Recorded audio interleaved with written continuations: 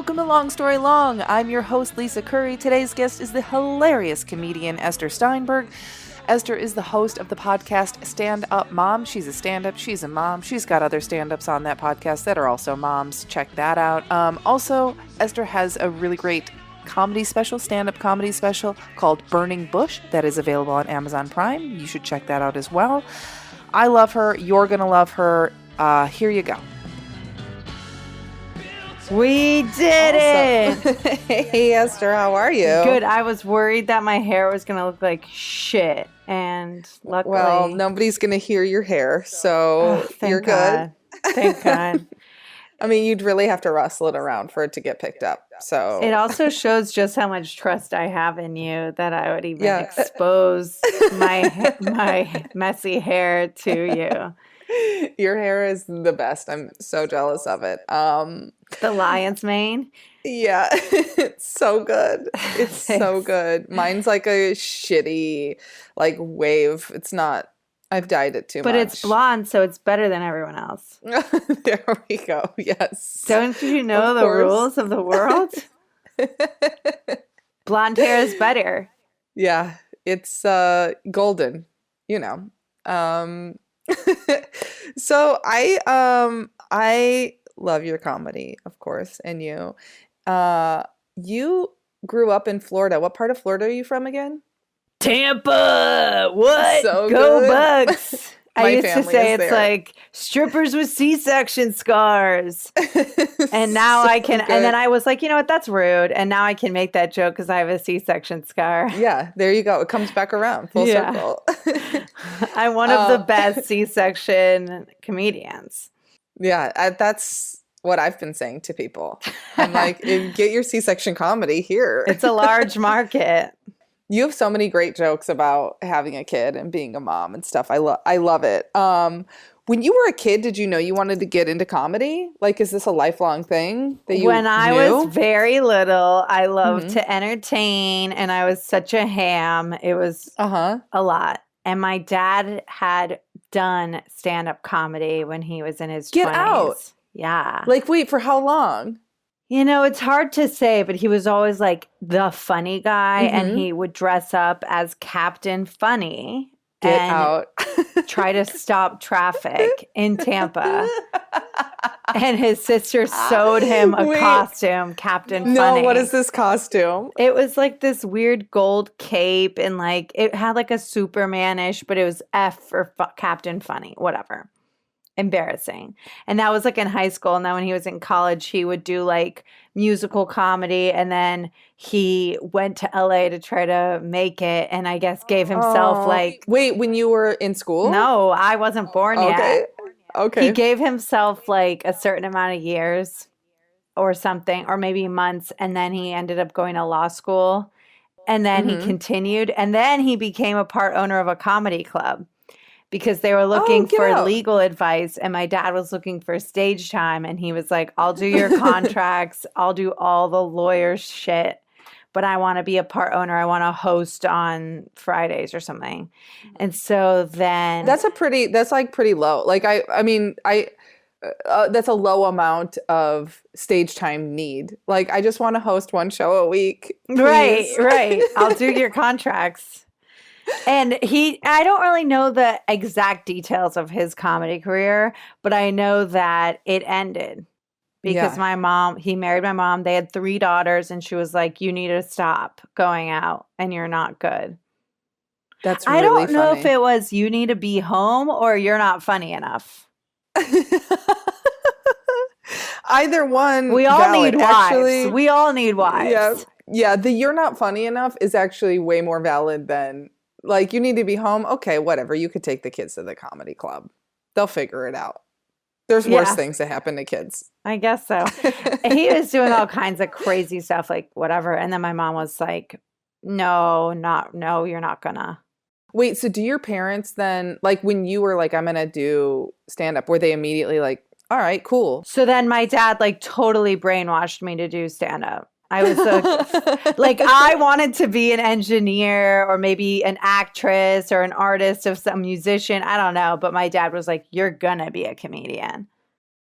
That's hysterical. That's like the best. And Forced you've me. succeeded so much. It's like the best kind of stage parent, I think. Like that's, I mean, I'm really it also jealous of just this. shows you how much people want to just please their parents. Yeah, yeah, absolutely. But everyone's like thinks that I'm such a rebel for doing comedy. I'm like, no, I'd be a rebel for being a therapist. My dad forced me to do stand-up. It's funny. There should be like, there's all these different awards. There's the Emmys and the Oscars and the whatever. Like there should be an award for pleased their parents the most, because that's like what so many of us are doing. No, we're not supposed to. You're not supposed to make your parents happy. You're supposed to live your own life. I was always a peacemaker, people pleaser. Please love me. And now I'm like, I'll do whatever I want, but please laugh at my jokes. Yeah, it's the same. It's just that you're channeling it in a different way. It's the same energy for sure. So my grandpa was like a jokester. My grandpa is a judge in Tampa, and he's comes from New Jersey. Got a baseball scholarship to go to Tampa. So he's this like New Jersey Jewish kid now in Tampa playing baseball, and he was obsessed with comedy, like old school comedy, like magic. And then he became a lawyer, then he became a judge. And he was famous in Tampa. He still is for being the judge with the magic tricks. And he had a fake gavel and would like pick a card and like do gags at restaurants. It was so embarrassing. That is so funny. Wait, does this go like generations back? Yes. There's multiple generations of these cheeseball Steinbergs just like hamming it up for the waitress that doesn't want to hear your jokes. The bit that I grew up on was we'd go to brunch with my grandparents. There would be nothing left on the plate, and my grandpa would be like, "Can we get a box?" Yeah. Oh yeah. I used to wait tables. I've heard that 1 million times. It's like so embarrassing, but like it was that plus like a gag gift of like a fake cigarette that was like burnt on the table, and the waitresses would be like, "Oh," and he's like, "Just kidding," and everyone was like, I love that he took props to dinner. Oh, he had a bag full of magic tricks and props. This guy was like, at first I'm like, it's because we're little kids. And then it's like, no, this is his identity. That's so funny.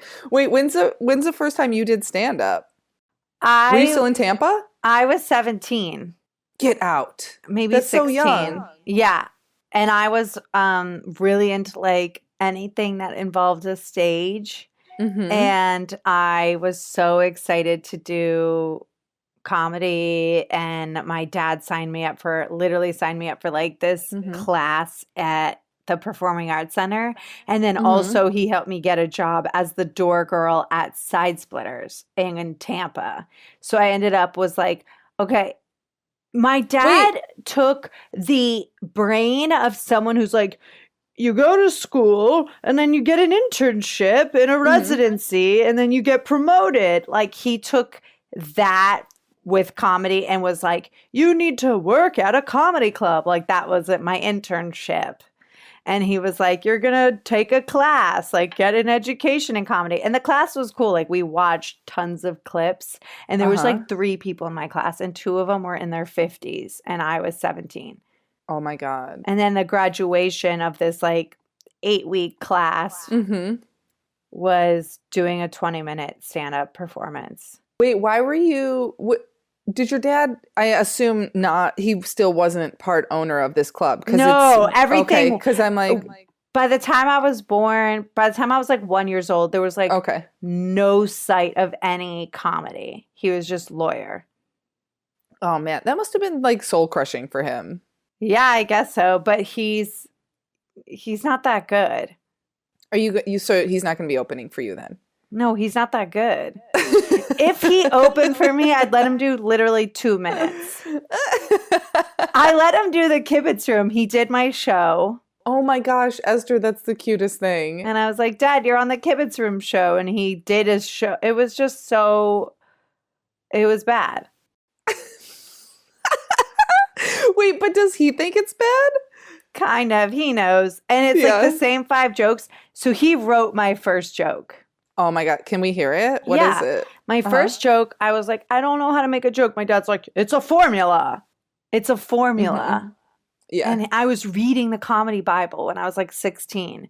And my dad was like, there's a formula and I'm going to give it to you. And honestly, this could help someone who wants to do comedy, because once you get your like couple formula jokes out of the way, you can really go other places. But it was, my parents are really supportive. They don't care what I do as long as I'm happy and I marry someone rich and Jewish. I'm kidding. They don't care if I'm happy.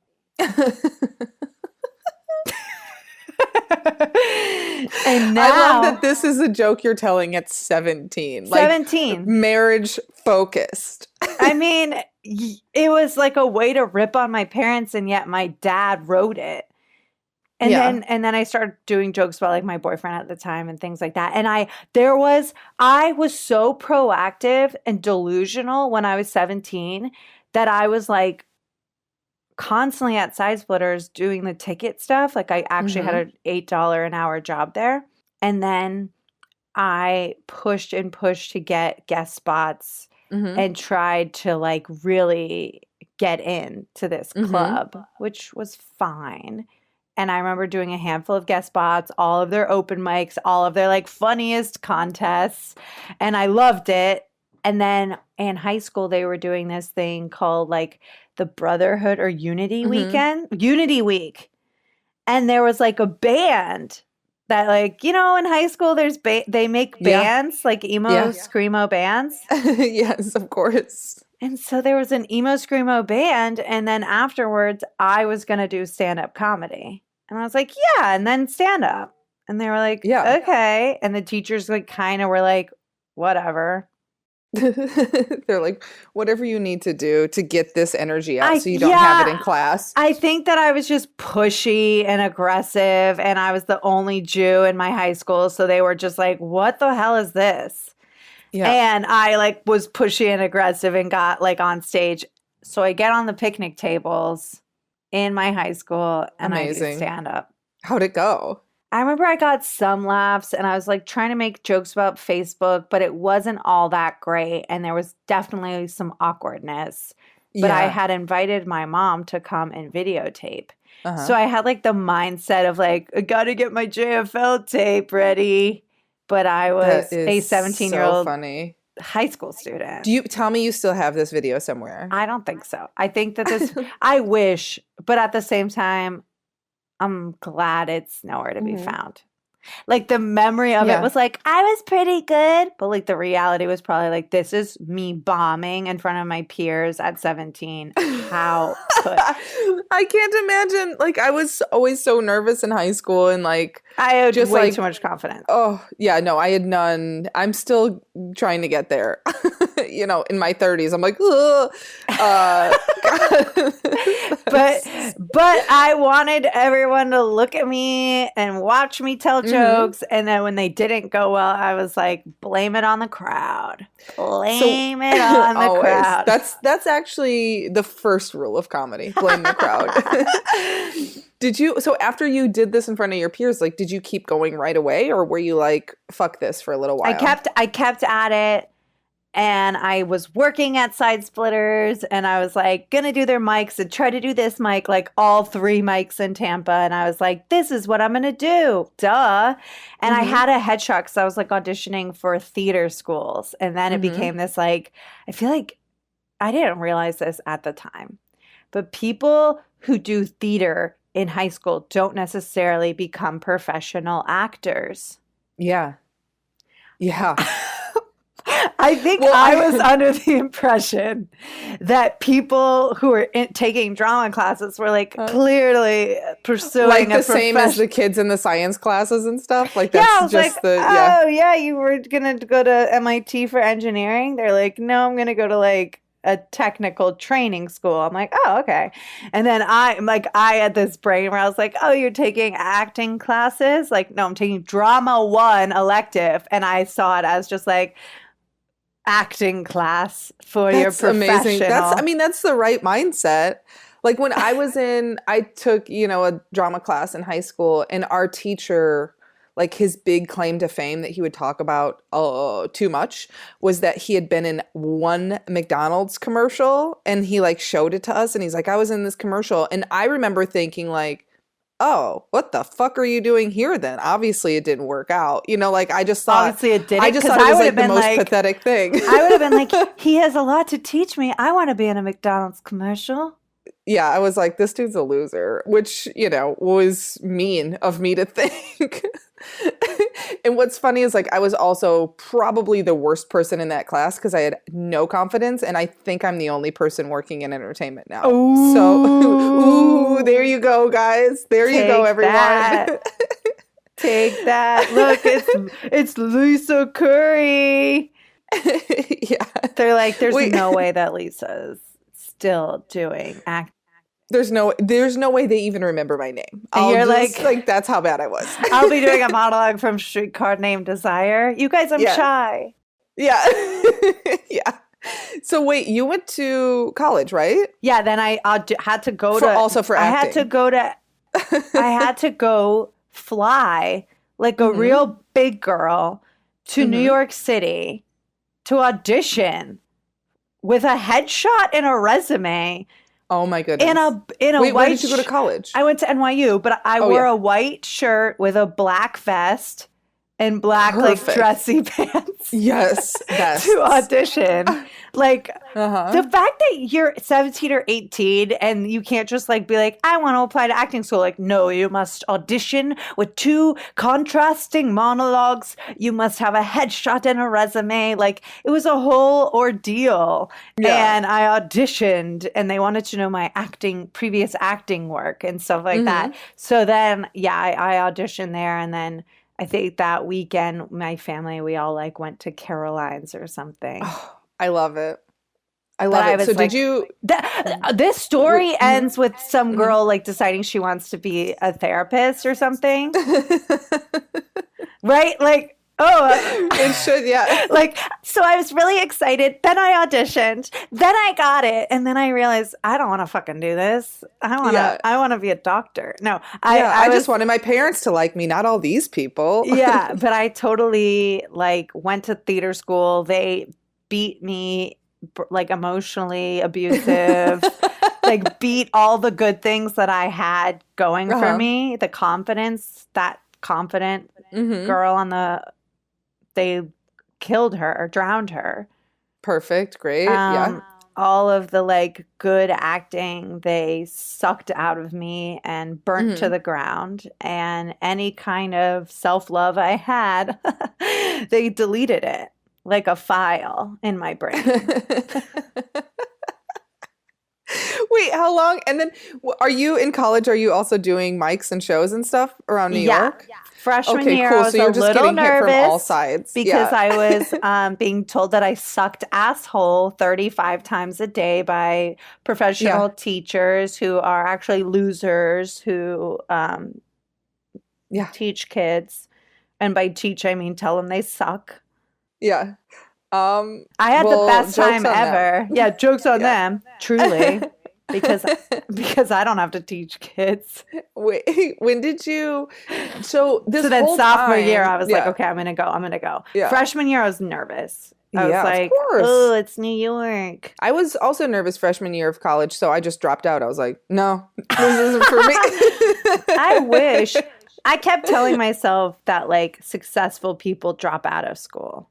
Yeah, I mean, that's the case for a lot of people, but then also not for a lot. It depends. It depends. I thought it was like a radical / loser choice to finish college.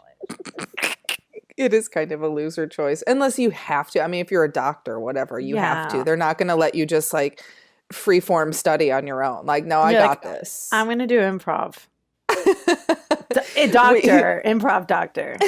So when you're at NYU, like, the whole time, are you like laser focused on comedy and acting? Like, there was no comedy allowed. The idea of comedy at NYU? They're like, it's drama. I'm like, yeah, but I like comedy. They're like, it's drama. And I'm like, so can I do a comedy? And they're like, fuck no, you're going to do Chekhov and you're going to do Shakespeare and then you're going to No. do more Chekhov. We did a whole year of like Chekhov, this like crazy Russian That's too much playwright. Chekhov. Yeah. That's too And much. then a lot of Shakespeare, which I didn't mind. I love some Shakespeare. Okay. But Shakespeare was like the closest thing to comedy. And I was like, I want to do like a Steve Martin movie. Like I like Adam Sandler. And it was just not the right. It was like I came with one idea of what I wanted to work on. And they were like, LOL, you're going to do Chekhov. And then Comedy I told gets no fucking respect. nothing. Yeah. They're not even, there's no Oscar or award or no Tony. Like there's some musical comedy, but then they were like, there were people that are like, I'm a musical theater person. What about you? And I'm like, I am not a musical theater person. They're like, so you're a straight theater. And I'm like, I guess. Yeah. If I have to be, what the fuck? I was like, I really just wanted to live in New York. Yeah. Well, and you did. While you were in college, were you immediately like, I'm gonna be a comedian as a living? Yeah, and more so, the more that the teachers, like I did well, and then I felt like criticized, and then I would be like, oh, but I'll do this, and then it was like more criticism, and then it was just so confusing, and there was like so much abuse happening just emotionally with teachers telling you that you suck. Fun. There was one teacher that was like fired, another that should have been fired, another that was suspended, and I had a whole incident. Oh my God. So the third semester, you were like third year, they call it third year in the Atlantic program. And it was like, okay, first and second year, everyone's doing. And then the third year was like a bigger deal. I don't know why. And you create your own theater company. That's what they told you to do. What? Why? Because that's what they said you do.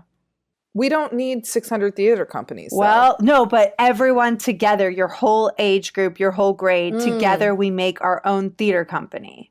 And that was that's what you do in this program. Fine. No. So like a real theater company. And then the one thing that they offered third year was sketch comedy. And the teacher was this piece of shit. Okay. This jerk Uh-huh. who looked like a penis. Who just, I'm assuming, just hated sketch comedy or any comedy? He was like textbook Googling what makes good comedy.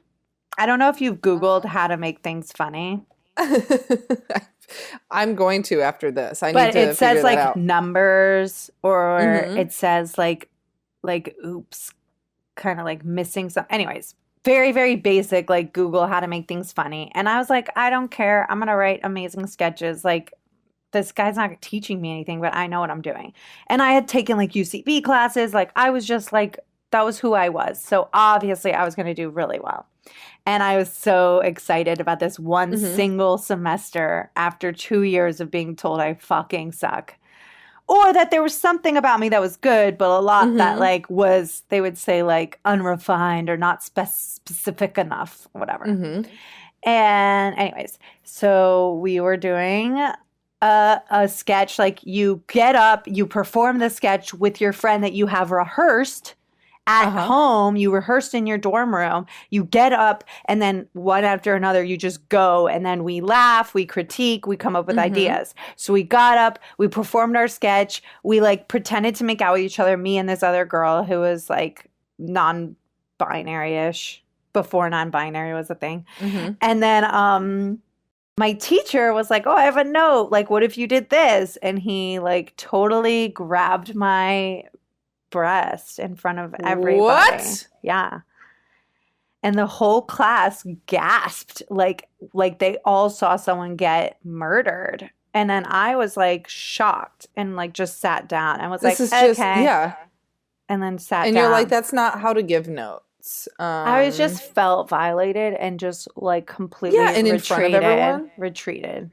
And then we So like, wait, after that, were you just like, fuck this whole operation or? Absolutely. After that, it was like, it really unfortunately was the story of a confident, sincere, just jokey joke, silly girl who in many ways academic, like with the theater teachers, they didn't violate me sexually, but they definitely like beat me down a little emotionally. Yeah. And then when it came to the one time that I knew I was going to shine, I was like physically you're like, here, I got this. And everyone knew Ester was the funny girl. And I was like shining. Yeah. This was my class. I got this. And he did this that. And guy. I retreated. I'm going to go to New York and find him and hit him with a car. Like, so then like the rumor gets around that he did something to me and everyone's talking about it in school and it gets to like the head person and she pulls me into a meeting. I was like, so I've been hearing some things. What happened? And I was like, so glad you asked. He grabbed my boob in front of the whole class and it was fucked up. What'd she say? Like, what happened? She literally brushed it off and was like, you know, these guys, like, they interact in a different way. Something about... No. Shut it down. No way. No way. Oh, Ester. And, like, meanwhile, I think that he, like, tried to sleep with a student. Then another teacher was sleeping with students. And then another teacher was, like, the female teachers somehow were, like, aggressively beating people with words, and then the male teachers were having sex with people, and the whole thing was like pretty, now that I look back, now that I have like a real head on my shoulders, super fucked up. Yeah, but absolutely. At the time I just wanted to please my teachers, and I thought it was never going to end. And then when it ended, I literally, because I just did the third year, I literally counted how many credits I needed. And then just figured out what classes I needed to take, did a winter session, and then banged it out, and then left and went to LA, didn't even walk on graduation, didn't care. I was like, damn. I like technically graduated, but I never grabbed my diploma, never looked back, never wanted to go back. Was like, fuck that. Yeah. And I would like always be talking about stand-up too.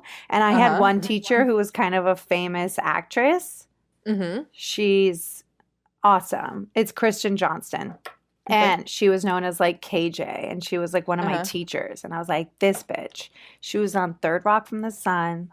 She was famous. She was hysterical. And she was batshit crazy. And I was like, I'm going to learn from her. And there was a lot of things that I learned from her. But one day she had like a one-on-one talk with me. And she's like, if you're ever going to go to LA, don't go as a stand-up. That's the wrong choice. What? She's like, go as a sketch or acting, but don't do stand-up. Like, that's horrible. It would be one thing if she was like, if you want to do stand-up, New York is kind of more, it's a better place to start or something, but that's like crazy. No one knew anything about stand-up, and there was no respect for stand-up. In that school, basically the policy was no stand-up. That's fucked. I hate it. Basically. I hate it so much. Yeah. But there was a talent show, and I like submitted for the talent show, and Alex Edelman was also doing the talent show. And we were like in the same dorm, and like, of course, the person doing like some weird ass talent won.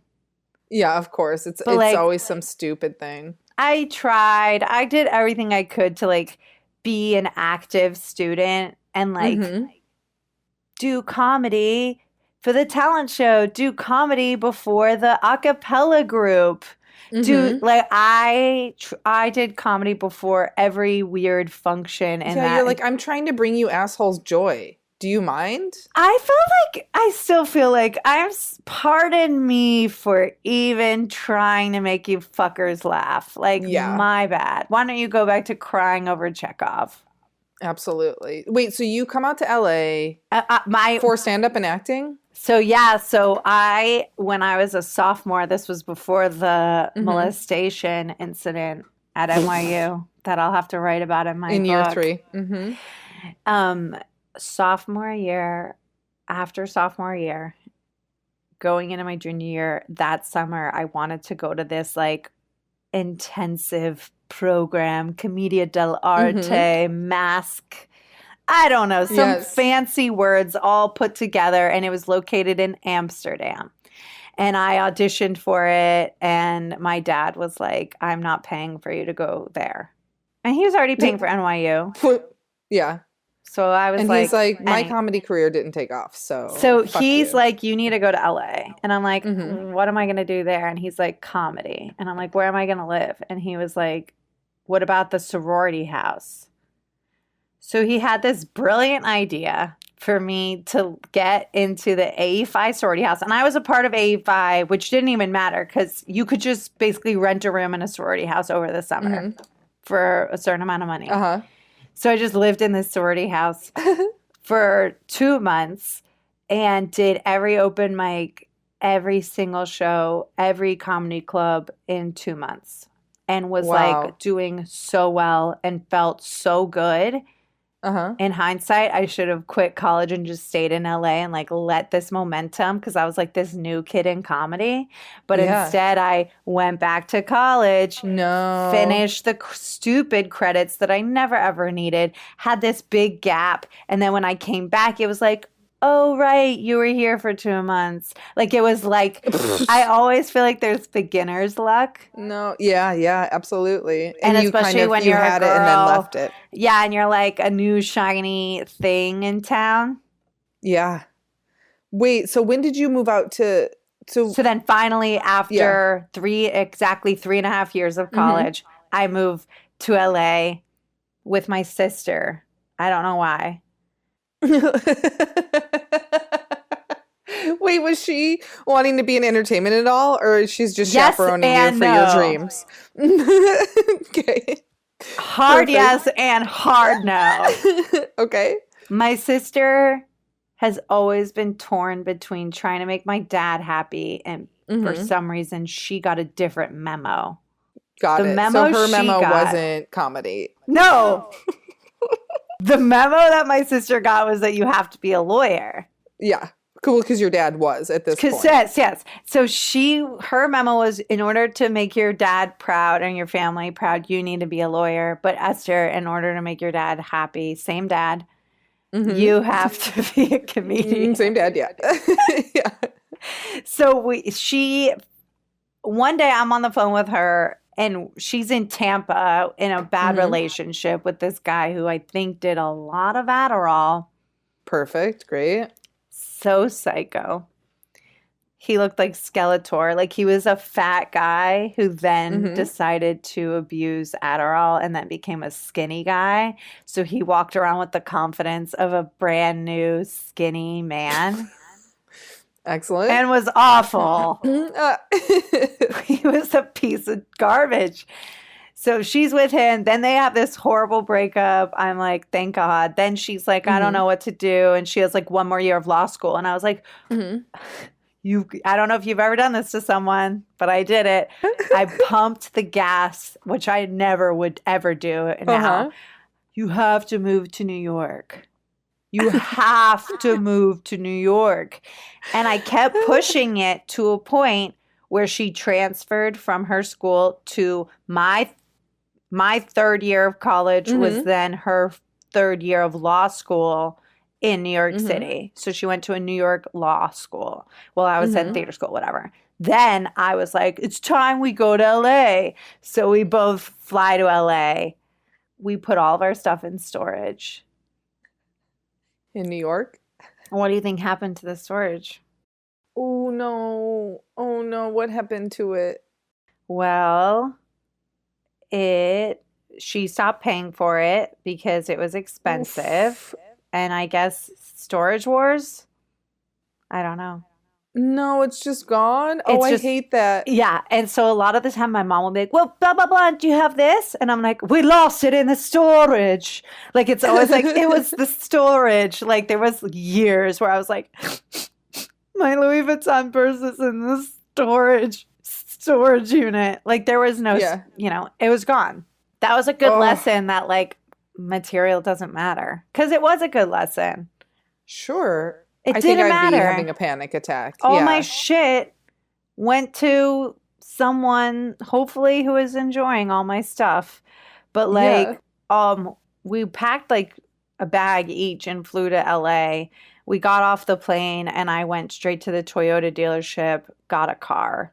Then we found, I was like staying with this guy that I had kind of was hooking up with when I came, like after the 2 months sophomore year. And then stayed with him for a little bit, and we had a dog with us.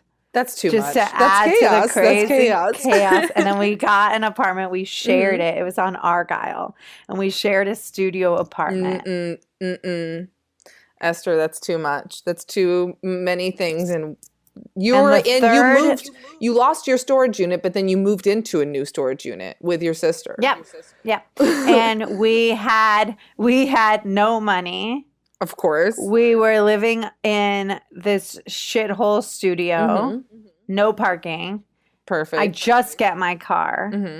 And I had a car in high school, and then I sold it so I could go to NYU. And then now I need another. So I get my Toyota, and I park it, and the next morning it's not there. Wait, was it towed? My car got towed. Oh, okay, I'm like almost immediately.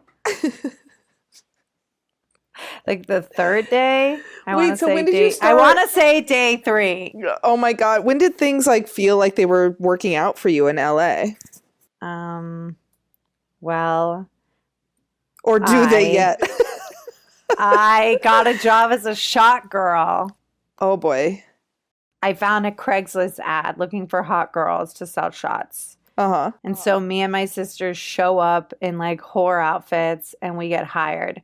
We go out, we start selling shots. She's terrible at it. Like she cannot sell a single shot. Well, because she's a lawyer and not a comic. She's not like need to please. Right. And so I became this amazing shot girl. And so I was somehow figuring out how to make money by going to nightclubs and selling shots, which is ridiculous. Yeah.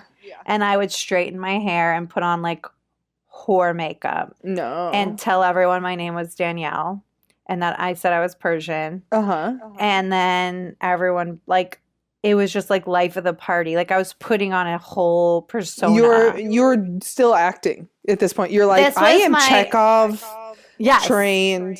Whatever. You're like, this is my Tish showcase. This was my Tish showcase. And like Mexican drug dealers would be like, I'd be like, do you want to buy a shot? And they'd be like, I want a shot at you. And I'm like, of course, okay, do you want to buy me a shot? And then I would do like the water shots. Yeah. This is the best kept secret. And buy me shots and I would take water shots or juice shots. And I'd be like, so strong.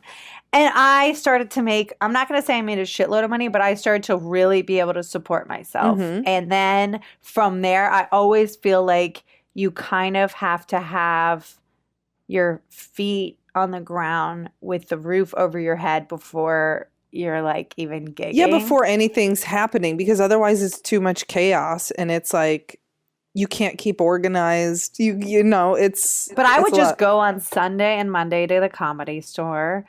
I would just do my very best and, you know, try to flex and get up. And I mean, I remember someone introduced me on stage at the Comedy Store. This girl has fucked some other comedians and then introduced me. So that was really mean. That really hurt my feelings. Yeah, that's fucked up. That's really fucked up. It's also like, who cares? That's not your credit. Wait, when did you start like making money from here's when the I was in college, I got asked to do. I was like once in a while would do like an Eastville show and get handed $20, and that kind of felt good. And like once in a while, do a show where someone's like, it pays $25 or $50, like that kind of felt good. But when there's this woman, and she put together this show called Nice Jewish Girls Gone Bad. Great. It's She never sings. corny enough. I mean, It's not. It's not. And it's not. It was an opportunity to leave school and get paid to be part of this. There was 4 women, and the one main woman, she would sing and do like crazy makeup and sing like Amazing. songs about her. Like it was Jewish, but it was just about her pussy. And like gay men loved it, but she would also somehow market herself to Jewish community centers, which is really weird. So it was, we did this tour where we did gay clubs and Jewish community centers. And she had me dancing. She wanted me as a backup dancer. What? And she, Esther? she's like, wear this dreidel costume. No. And you need to learn the dance I'm going to moves. jump out of the window. And then also you get to do 15 minutes of your pussy jokes. No way. Wait, when did Funny Girls happen? Funny Girls come around. You did Funny Girls, were they recruiting and they saw you in the dreidel costume and they were like, I got this agent, and it was like such a sticky situation. I should just say, I got this agent, was so excited. They saw me at the Improv or something. Like I was hustling, getting up, just trying to be around. And I'm like, obviously the only way to quote unquote make it is go up, be awesome, be authentic, make people laugh, and someone's going to see you and be like, I want to rep you, hopefully. So that happened to me and pretty fast, and I was very happy. It was a really small agency. And then they sent me out for this audition. I didn't want to go. And at the time, my boyfriend was Andy Haynes, and he was like, I'll drive you. I'll get coffee. And I was like, oh my God, I don't want to go. I don't want to go. It's a docuseries called like Pretty Funny. It was just so embarrassing. And then I get there, and this like stunning Latina girl walks out like giggling, like she had the best audition. Totally threw me off. And I was just like, she was like a bombshell, like Sofia Vergara. I was just like, it's just like a straight up supermodel comes out. Yeah. And I was like, what am I doing here? You hear them and still applauding in the room. Everyone's talking about her. They're like, Francesca, oh my God, you weren't here for that. I'm like, okay.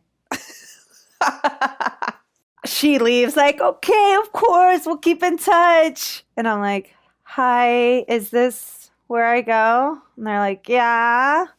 And I sit down, and this camera guy, there was just like one guy in a camera, and he was like, oh, tell me about yourself. And I like launched into a 2-hour monologue about myself, started cracking myself up, started talking about my boyfriend. And at the time I lived with my boyfriend and my sister, and my boyfriend's still kind of married, like not. Yeah. He's in the middle of a divorce, and my sister's crazy and like trying to be a lawyer and whatever. We all live together. And I just, I guess, wowed them with the amount that I could talk about myself. And then I had like 5 more meetings with different people in NBC Universal. And it was Oxygen people and casting people and the head of NBC Universal. And I just was like, I made it. Yeah. And then apparently they cast 10 girls, but they were going to narrow it down to 6. And then it really was only 5. And then when we started filming, it's like they couldn't even get us on stage. They'd be like, okay, so we're going to film you at a mic. And I was like, you're going to film me at a mic? Yeah. Like, can't you use you're a TV show. You can't get film us on me a show.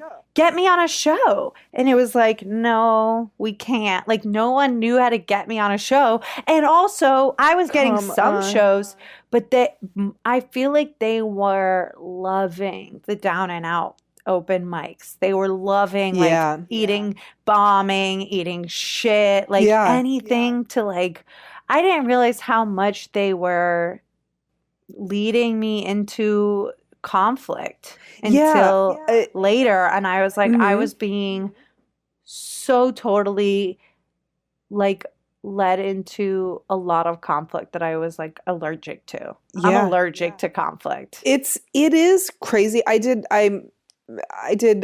one episode of this like docuseries thing years ago, And they interviewed me. And they're like, docuseries is a euphemism for a reality show. Every time. And so they interviewed me before, and it was for PBS. So I'm like, oh, this will be fine. And they're like, how are things going? And I was like, I had a lot of cool shit going on at the time. So I was like, oh, I'm killing it. I'm making my living from comedy. I have this and this. And then when it came out, they intro my clip and they're like, this next, comedy is really hard. And she's just struggling and trying to make a go of it. And I'm like, fuck you. I never said that. I never once said that. It was just like, and they, and then they show all the clips of my interview, and none of it was, not once was I like, oh, I'm really struggling. But they kept asking me, they're like, what was it like waiting tables? And I'm like, oh, I hated it. And the guy's like, but you were good at it, huh? You're a good waitress. And I'm like, no. What? What the fuck? It was just like...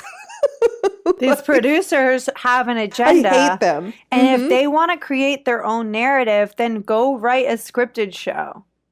Yeah. Go script It's really, it. They were it trying to sucks. push their own narrative so much. And I was like, that's just not the reality. So it came out really weird. I'm like, there was so much juicy, crazy shit going down, but they didn't catch it on camera. They caught a lot of weird things on camera, and all the real crazy drama was happening off camera. All of it. And I was like, in my brain, I'm like, thank God the cameras aren't here. And I was also like, maybe they should be here because this is what's authentically happening. Yeah. But it was a wild ride. And I guess I was kind of under the impression that this was like my ticket to tickets. Like this was my my whole goal is to have a fan base to sell tickets, to tour and make money selling tickets to my show. That's it. Absolutely. That's all. So this was in my brain, I was like, I'm on TV. I'm going to sell tickets to my stand-up. But they just had it. It was like wrong time, wrong place, wrong network. The network ended up turning into a crime show network, which makes sense because it was the death of my career. Okay. There you go.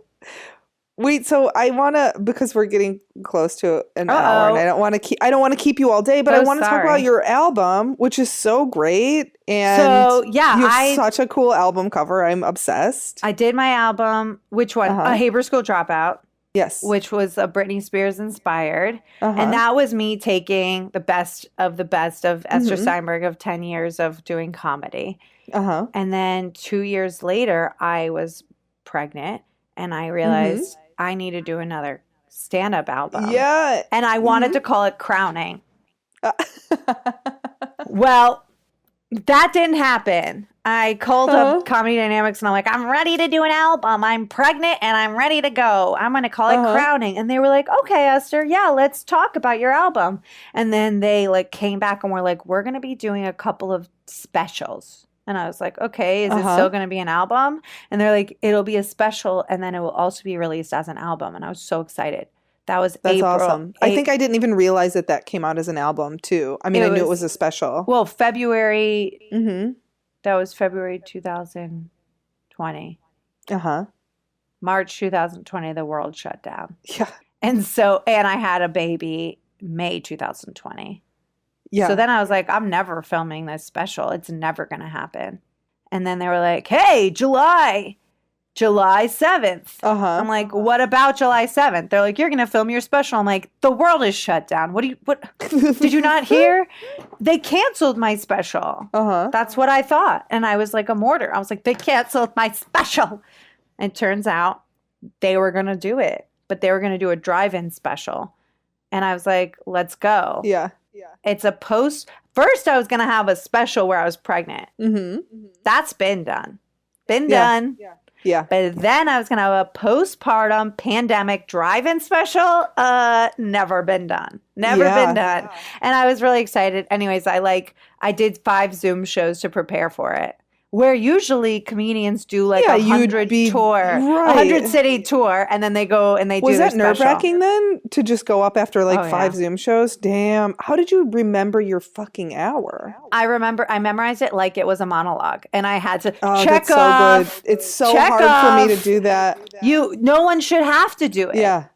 But I did it. And then Noah helped me basically he helped me in a little tweaks here and there I would just go from one joke to the next. And he was really helpful with bridging the gap. Yeah. So if I'm talking about my uterus and then I'm talking about the baby's breasts, let's just say we're circumcision, he would like help me find a segue from one joke to the next. Yeah. And he was like, this is going to improve your whole special if you have and it helps really memorize concise, it too, right? Exactly. It's like, how am I supposed to memorize that I go from A to B? You know, it's like you have to come up with a good sentence. So, and that's the next joke. Yeah. So that is the secret sauce that I've now, like 13 years after my comedy class. And like, that's an advanced one. Yeah. Segue. That's the segue. Great. But then I was really, really, really happy with how it came out. And again, I was like, that's it. I'm famous. Yeah. I did a special. Yeah. Fuck yeah. But I'm not famous. And still to this day, I'm like, where is the exposure? How do I get people to know me and to watch my comedy? And like, there's so many people out there that are like, it's social media. Yeah. And I'm like, I refuse. Yeah. I was recently told by an agent that if I want to get signed, I have to get on TikTok and get my TikTok numbers up. And I was like, that's the laziest thing I've ever heard of. Fuck you. It's also like, do you want me on TikTok or would you like me to write my pilot? Because it's not going to be both. You know, it's crazy. It's crazy that that's like a requirement because it's like, well, then what happens when TikTok goes away? I just no longer have a body of work. Not. You know, this is 5 years ago. Is someone telling you that your Twitter needs to be good? And it's like, okay, my Twitter's good, and now what? And you don't care about that. So it's so arbitrary and stupid. I hate it. I think that it's just go on stage and make people laugh. I still think that's the key. Yeah, that's just the whole get deal. on the stage and make the people laugh and do your best work and do it on Zoom or do it on Clubhouse, do it on live, do it for 10 people, do it for 3,000 people. I mean, yeah, and just write and rewrite and keep working on your shit. And then maybe your dad will be proud of you. Maybe you'll book a gig as a backup dancer wearing a dreidel costume. I know. My high school has a notable alumni page, and it's mostly athletes. And then one of my friends who was like Miss World USA, whatever, which her modeling agency just like picked her and was like, here, you're Miss World USA. I had been putting my name on the notable alumni list on my high school for like over and over, and people would just delete it. Like PTA. Yeah. That's so fucked. One day I get a Google alert, because everyone should do this. Google alert your own name. You have to. Yeah, you absolutely have to. And so I got a Google alert that my name was in the New York Times. And I was like, what's this? Another Holocaust survivor named Ester Steinberg. And it wasn't. It was a review, and it was a glowing review of my special Burning Bush. I love that. And I was like, wow, validation. How good. New York Times. That's right. Take that, NYU bitches, in the front of the art section. Yeah, I hope all your old teachers read that. I know. Because fuck them. I know. So I get this glowing review, which is, very rare. I'm patting myself on the back, feeling good. And I took the link to the New York Times and used it to cite the notable alumni. I wrote Ester Steinberg, and then I linked, because, Wikipedia, they love a link. Yeah. Like here's my reference. This is why she's notable. So it says like Wade Boggs was in the Hall of Fame for baseball, and then like his link to his Hall of Fame. And then I put mine in the link to the New York Times, and now my name is officially on the notable alumni list of my high school. I love it. Plant High School. I know. And that was a sweet, sweet joy. Yeah. Is there something else you're trying to get, like something else like that you're going after now? No, that was literally all I ever wanted. All I ever wanted was a notable alumni list. I think I want my acting studio to post Yeah, like, absolutely. alumni Ester Steinberg, just so I can be like, you guys didn't help. just comment that. That's the level There's a of guest petty class. I really love. Yes, there's a guest class every single Friday that my studio, which like beat the shit out of me emotionally, there would be like a famous person come in. It was like Chris North from Sex and the City would come. He was doing a play in New York, but he was going to come in and do a guest class because one of the teachers had done a play with him 45 years ago. And then he would come and like tell everyone about moment to moment work. And so I was like, one day I'll be here as a guest class. Hell and be yeah, like, you you will. guys. And then during the guest class, I'll just be like, I was molested by my teacher. Yeah, and like drop out. Everybody and drop like, out. This is bullshit. happy I didn't guest even class. watch. Yeah. I love that. I have one last question for you. If your child self, like 11-year-old Ester, could meet you, what do you think she would think? Ew, you have a baby? I think that I'd be shocked that I still have my real nose. Oh, that's really funny. I'd be like, what are you doing with that thing on your face? Oh my God, your nose is cute. Thanks. You I have mean, the best face. you know, it's a choice at this point. Yeah. Well, you can't get rid of it now because look what It's happened to too Jennifer late. Grey. Look at what It's happened too to Jennifer late. Grey. Yeah, exactly. And if you get a nose job now, like your nose is part of the notable alumni. So No, I think, but I think I know it's a noseable alumni. So, there actually should be a noseable alumni, and I'll put down the best noses in Hollywood. You're not invited. Only Sarah Jessica Parker and Barbara. Yeah. Anyways, sorry, Lisa, you're out. Good. So my 11-year-old self would be proud, especially my bat mitzvah theme was Hollywood. And I had a red carpet and all these like cutouts of fake celebrities like Marilyn Monroe and the Three Stooges. And I had never been to Hollywood before in my life, but my theme was Hollywood. And we went all out with the decor. Of course, so you have to. I have to remind myself sometimes that like I'm just a small town girl from Tampa who is living the dream of my childhood to be like in Hollywood and pursuing just being on stage, telling jokes, writing movies, writing TV shows. Like I'm doing whatever I set out to do, and I still feel like a bit of a kid. Yeah, absolutely. I love I that don't so feel much. so jaded. I feel like a dreamer still. So once I get my nose job, I'll be like, I'm jaded. Yeah. Yeah, absolutely. Well, then you're gonna have a new personality. It'll be a rebranding. Yes. You know? It'll be instead of like post-mortem, it'll be post that like postpartum, nose surgery. not mortem. Yeah. A post-mortem. You're like, oh, you just had a baby? You must be post-mortem. Ester, I know like 4 words, okay? I have to say, I never wanted a kid when I was like a kid. I was never like, I want to be a mom. It was not part of my agenda whatsoever. Yeah, and now you love I it. am a mom, and I am obsessed.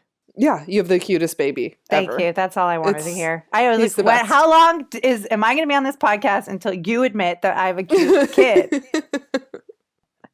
But I'm gonna try to not put him in acting or anything. Yeah. I just want him to be a Cali surfer. That's great. That's a good. Yeah, just slap some sunscreen on him and send him out. He's gonna turn into Pauly Shore. Oh no. Oh my goodness. Oh, well, let's hope that doesn't happen. Thank you so much for being on. It was so great to talk to you. Thank you. Always. I love hearing the story about your dad and stuff. That's really funny. Yeah. The story's funny, but he's not. Something's got to be. All right. Well, thank you so much. I'll talk to you later. Thank you for having me. You're the best.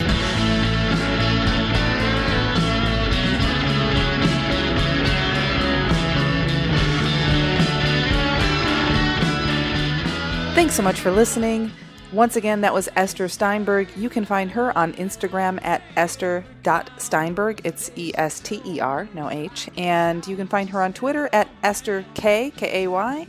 And I'm Lisa Curry. You can find me on Twitter at Lisa_Curry and on Instagram at olympianlisacurry.